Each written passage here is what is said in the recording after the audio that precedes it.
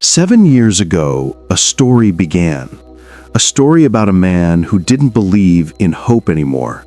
Not because he hated the world, but because life had drained him in ways he didn't know how to express.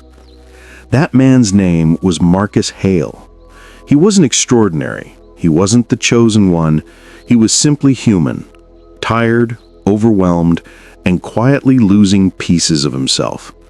But 7 years ago, something happened. Something small at first, something fragile. It would grow into a turning point so powerful it reshaped everything he knew about life. This is that story. A story that could just as easily be any of ours.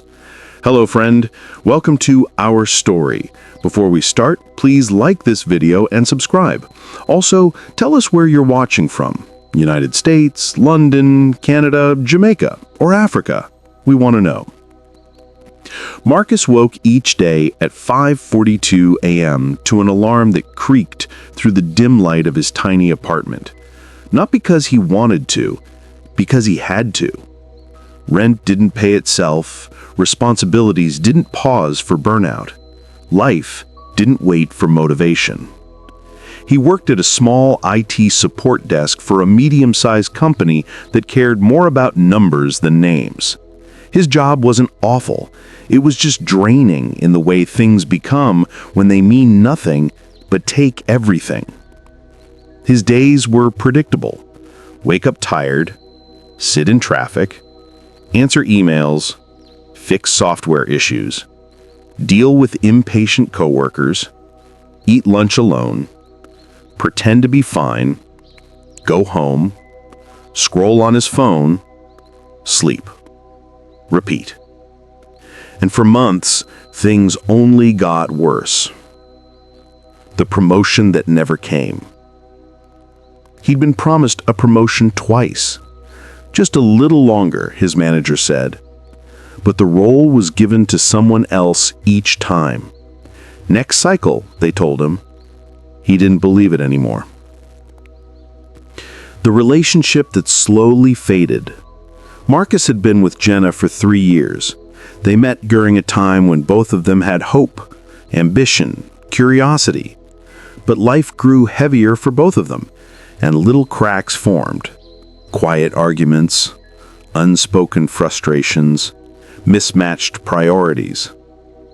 Eventually, their conversations turned into reminders, their reminders into arguments, and their arguments into silence. One evening, she sat on his couch and said the words he knew were coming. "I still care about you, but I'm not happy anymore, and I haven't been for a long time." It wasn't explosive. It wasn't dramatic. It was quiet, and that somehow hurt more. She packed her things over the next week, piece by piece, until the apartment felt emptier than he remembered it ever being. The night everything felt too heavy.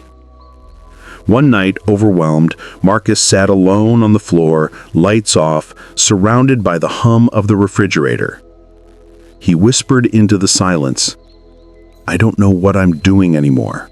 Not a cry for help, just a confession to the quiet. He didn't realize it yet, but this moment, this low point, would become the start of everything that would change. The morning after that breakdown, nothing magical happened. No clarity, no breakthrough, just reality. But something small shifted. For the first time in a long time, Marcus noticed himself. When he brushed his teeth, he paused. He stared at his reflection, not at his hair or his eyes, at his emptiness. He looked tired, not physically, but spiritually. And he wondered, when did I stop liking the person I became? It wasn't a judgment, it was an awakening. And awakenings rarely feel loud or clear. They're subtle, like a mirror reflecting a truth you've ignored. On a Saturday morning, too restless to stay home, Marcus went to a coffee shop near the edge of the city, a place he had never visited before. It wasn't special, a dimly lit room, chalkboard menus, the smell of roasted beans and cinnamon. But it felt peaceful. As he waited for his drink, an older man with silver hair dropped a newspaper. Marcus picked it up and handed it to him. "Thank you," the man said. "My fingers aren't as cooperative these days." Marcus nodded and turned away. But the man looked at him again. "You look tired," he said, not unkindly. "Long week," Marcus hesitated. "Long life," he corrected gently. Something about that made Marcus sit down. They talked, not in a forced obligation, but in a way strangers sometimes do when life places them in the right place at the right time. The man introduced himself as Daniel. He listened more than he spoke, and after Marcus shared pieces of his life, the burnout, the breakup, the disappointments, Daniel leaned back and said, "You're living on autopilot, son. And autopilot is only meant for cruising, not for building a life." Marcus didn't respond. Daniel continued, "You don't need to rebuild everything today, but you need to rebuild something. One thing. Even small." He slid a napkin across the table. On it he wrote, "Start with what you can control." Marcus didn't know why, but those words settled inside him. Then the man added, "Come back next Saturday. I'll be here." Marcus did. Each Saturday, Marcus met Daniel at that same coffee shop. They talked about life, work, failure, growth. Slowly, Marcus began making small changes. Nothing dramatic, nothing grand. Change 1. Fixing his morning. He started waking up 20 minutes earlier. Not to work, not to scroll, but to sit in silence. It felt awkward at first, but then grounding. Change 2. Cleaning his apartment. Not to impress anyone, but because messy surroundings reflected a messy mind. He decluttered, threw away things he didn't need, donated clothes he never wore. His space felt lighter. Change 3. Moving his body. He didn't join a gym. He walked. Every evening. Sometimes for 10 minutes. Sometimes for an hour. He walked to release stress. He walked to process thoughts. He walked because stillness wasn't healing. Movement was. Change 4. Saying no. To overtime he didn't want. To commitments he couldn't keep. To people who only came around when they needed something. Boundaries felt foreign but freeing. Weeks passed, and as Marcus made changes on the surface, something deeper began to shift underneath. At one meeting with Daniel, he asked, "What if I never find something I'm passionate about?" Daniel chuckled. "Passion is overrated. Purpose is better." What's the difference? Passion is a spark. Purpose is a compass. Marcus frowned. How do I find purpose? You don't find it. You build it. By doing things that matter. By helping, by contributing, by growing. Purpose is the result of effort, not inspiration. This stuck with Marcus. It stuck so deeply that he began trying new things, volunteering at a food pantry, helping a coworker study for a certification, repairing his neighbor's laptop, calling his sister more often.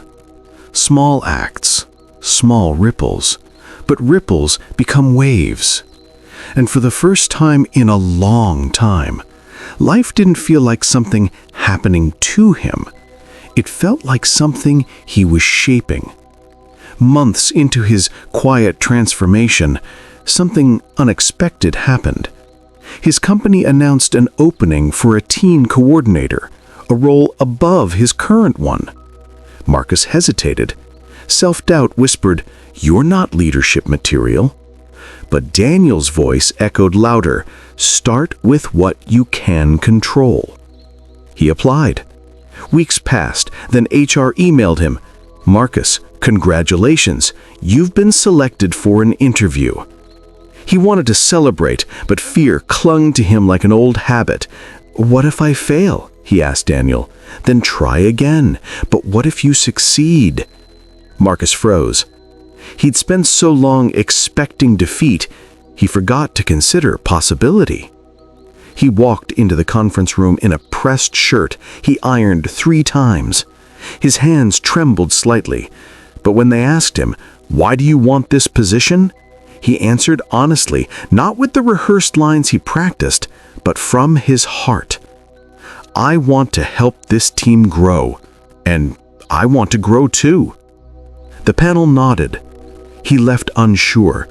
2 days passed, then the email came. He got the job. He sat at his desk, staring at the screen for nearly a minute, unable to believe it. He didn't shout. He didn't jump. He just whispered, "Finally." For the first time in years, he felt proud of himself. With his new job came new responsibilities, new confidence, and new habits. And life, noticing his growth, sent something unexpected his way. Jenna texted him, "Hey, been a long time. How are you?" Marcus didn't feel anger, didn't feel longing, didn't feel bitterness. He felt like clarity. They met for coffee. She apologized for how she left. He apologized for who he was back then. But the conversation wasn't a doorway back into the past. It was closure, healing, a peaceful release of what once was. As they parted ways, Jenna said, "You seem different, happier." Marcus smiled. "I think I am." But life isn't linear. Growth isn't smooth. Just when Marcus felt stable, something went wrong.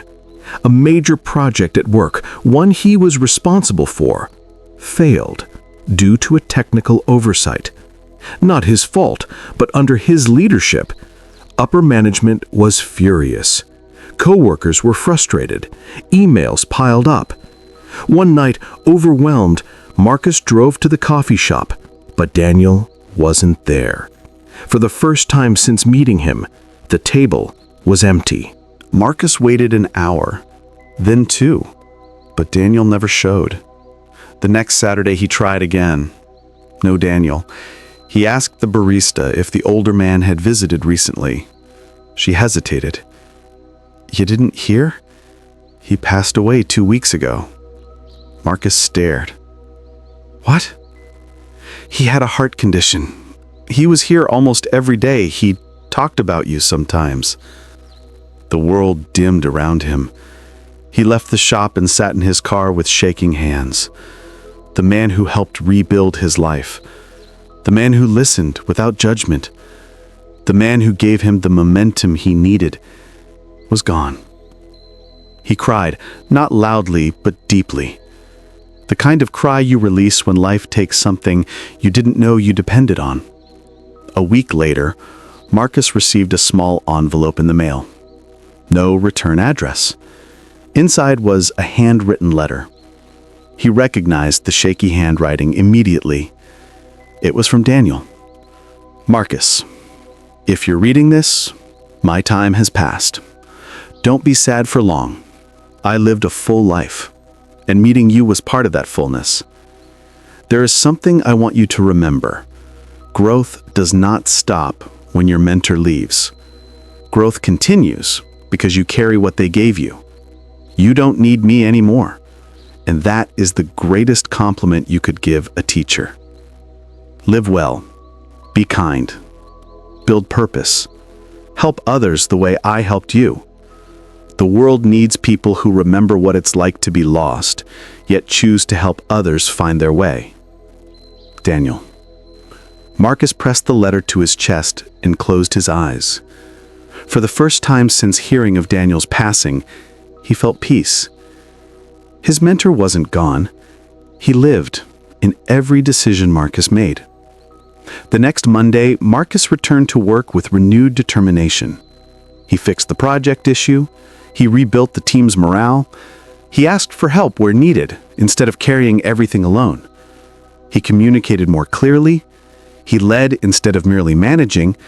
And slowly, the team began to thrive. Months later, his manager approached him. "Marcus, the department head is retiring next year. I want you to prepare to step into that role." He stood in silence. "We believe in you," she said. Something inside him cracked open. Not fear, not doubt, but disbelief mixed with something warm and unfamiliar. Pride. Real pride. The kind built from struggle, not praise. As the months turned into a year, Marcus transformed not only himself, but others. He mentored new employees. He advocated for fairer workloads. He introduced mental wellness check-ins. He listened, really listened, the way Daniel listened to him. People trusted him, not because he was perfect, but because he understood imperfection. He became known not just as a leader, but as someone who genuinely cared. And on a quiet Thursday afternoon, while preparing notes for a team workshop, Marcus looked around the office and whispered, "I think I've found my purpose."